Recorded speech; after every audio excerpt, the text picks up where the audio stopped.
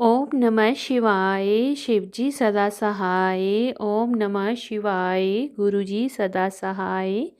जय गुरुजी। शुक्राना गुरुजी। शिवपुराण श्री शतरुद्र संहिता 34वां अध्याय सोनट नृतक अवतार। नंदीश्वर बोले, हे सनत कुमार जी, देवी पार्वती की कठोर तपस्या से प्रसन्न होकर जब भगवान शिव ने उन्हें दर्शन दिए, तब देवी पार्वती ने उनसे उनकी पत्नी बनने का वर मांगा। भगवान शिव ने प्रसन्नतापूर्वक उनका इच्छित वरदान उन्हें प्रदान किया। देवी पार्वती को वरदान देकर शिवजी अंतर्ध्यान हो गए और पार्वती जी अपने घर वापिस आ गई। वहां आकर उन्होंने अपने माता पिता को सारी बातें बताईं। तब उनके घर में प्रसन्नता छा गई और चारों ओर महोत्सव होने लगे। खुश होकर गिरिराज हिमालय ने ब्राह्मणों को बहुत दान दक्षिणा दी, फिर गंगा स्नान करने चले गए। एक दिन गिरिराज हिमालय गंगा स्नान हेतु गए थे। भगवान शिव ने सुंदर नट नर्तक का रूप धारण किया और मैना के घर पहुंच गए। उनके बाएं हाथ में शिवलिंग और दाहिने हाथ में डमरू था। उन्होंने लाल रंग के वस्त्र पहन रखे थे, पीठ पर गुदड़ी टांग रखी थी। ऐसे रूप में वे मैना के घर के आंगन में आकर सुंदर नृत्य एवं गान करने लगे। अपने डमरू को बजाकर वह अनेक प्रकार की लीलाएं दिखाने लगे। नगर के सारे वृद्ध, नर नारी और बच्चे प्रसन्नतापूर्वक उनका नृत्य देख रहे थे। महारानी मैना खुश होकर एक पात्र भरकर स्वर्ण मुद्राएं एवं रतन नट को देने के लिए गई, परंतु नट के रूप में आए भगवान शिव ने उन्हें लेने से इनकार कर दिया और कहा कि यदि आप वाकई प्रसन्न होकर मुझे कुछ देना चाहती हैं तो अपनी पुत्री पार्वती का हाथ मेरे हाथ में दे दीजिए। उस नट नर्तक की बात सुनकर देवी मैना को बहुत क्रोध आया और वे नट को बुरा भला कहने लगी। उसी समय गिरिराज हिमालय भी गंगा स्नान करके वापस लौट आए। जब उन्हें इस बात का पता चला तो उन्होंने अपने सैनिकों को उस नट को वहां से बाहर निकालने की आज्ञा दी। सेवक नट की ओर बड़े ही थे कि मायावर लीलाधारी भगवान शिव ने मैना और हिमालय को पार्वती सहित शनिवार के लिए अपने दिव्य रूप के दर्शन कराए और अगले ही पल तेज कदमों से चलकर वहां से गायब हो गए। नट नृतक के चले जाने के उपरांत देवी मैना और गिरिराज हिमालय बैठकर नट के विषय में बात करने लगे और उसी की लीलाओं की प्रशंसा करने लगे। तभी माया से मोहित उनको उस नट नृतक के देवादिदेव महादेव भगवान शिव होने का ज्ञान प्राप्त हुआ। तब उन्हें बहुत दुख हुआ कि हमने अपने द्वार पर पधारे शिवजी का अपमान किया और उन्हें अपनी कन्या नहीं सौंपी। ये विचार कर दोनों बहुत दुखी हुए और अपने अपराध का प्रायश्चित करने हेतु भगवान शिव की आराधना करने लगे। उनकी भक्ति भाव से की गई पूजा से प्रसन्न होकर शिवजी ने देवी पार्वती का पानी ग्रहण किया। ये शिवजी के नट नृतक अवतार का महात्म मैंने तुम्हें सुनाया। ये वर्णन सब अभीष्ट फलों को प्रदान करने वाला है। इति श्री 34वां अध्याय समाप्त। 35वां अध्याय शिवजी का द्विज अवतार।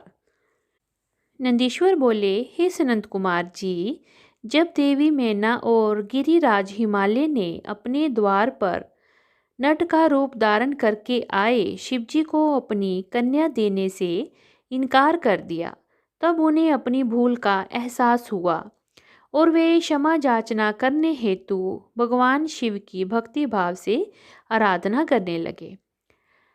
उनकी शिवजी में परम भक्ति स्थापित हो गई। उनकी इस घनिष्ठ भक्ति से देवता चिंतित हो उठे।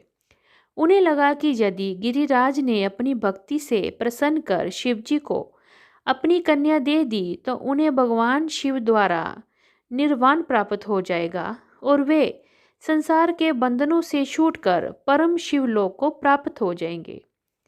गिरिराज हिमालय तो रत्नों का आधार हैं, और यदि ये मुक्त हो गए तो पृथ्वी रतन गर्वा कैसे कहलाएगी। फिर तो वे अपना वर्तमान स्थिर रूप त्याग कर दिव्य रूप को धारण कर लेंगे और शिवलोक के वासी हो जाएंगे। ये सब सोचकर देवताओं को चिंता सताने लगी और वे अपनी समस्या का समाधान करने हेतु देवगुरु बृहस्पति की शरण में गए। वहां जाकर उन्होंने बृहस्पति जी को प्रणाम किया और बोले, हे देवगुरु, आप कोई ऐसा उपाय करें जिससे गिरिराज हिमालय भगवान शिव की भक्ति से विरक्त हो जाएं। आप हिमालय के पास जाकर उनसे शिव जी की निंदा करें। देवराज इंद्र के ऐसे वचन सुनकर देवगुरु बृहस्पति बोले कि मैं परम कल्याणकारी परमेश्वर की निंदा नहीं कर सकता। आप अपना ये कार्य किसी अन्य देवता से पूर्ण कराइए। देवगुरु ने इनकार कर देने पर इंद्र सब देवताओं सहित ब्रह्मा जी के पास गए और उनसे हिमालय के घर जाकर भगवान शिव की निंदा करने के लिए कहने लगे।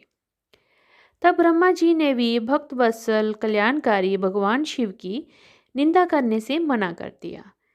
ये सुनकर देवराज इंद्र निराश हो गए। तब ब्रह्मा जी ने उनसे कहा कि इंद्र, इस संसार में हर कार्य भगवान शिव की आज्ञा से ही पूर्ण होते हैं। तुम अपने कार्य की सिद्धि हेतु उन्हीं की शरण में जाओ, वह अवश्य ही तुम्हारे हित का कार्य करेंगे। तब ब्रह्मा जी से आज्ञा लेकर देवराज भगवान शिव के पास गए और उनसे सारी बातें कहीं। उनकी बातें सुनकर कल्याणकारी भगवान शिव ने इंद्र को उनके कार्य की पूर्ति का आश्वासन देकर वहां से विदा किया।